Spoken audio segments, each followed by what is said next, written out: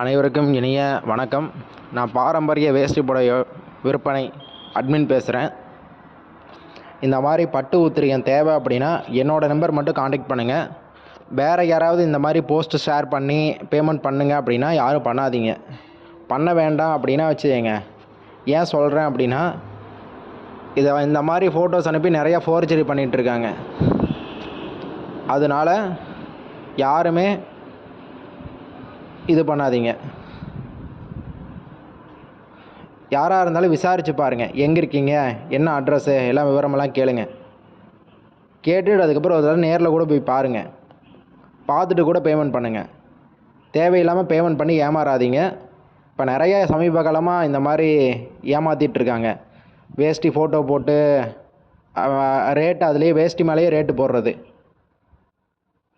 ஒரு வேஷ்டி வந்து 450 ரூபா அப்படின்னு போடுறது. பட்டு வேஷ்டியே பார்த்திங்கன்னா 450ன்னு போடுறது. அதே மாதிரி நிறையா இருக்குது.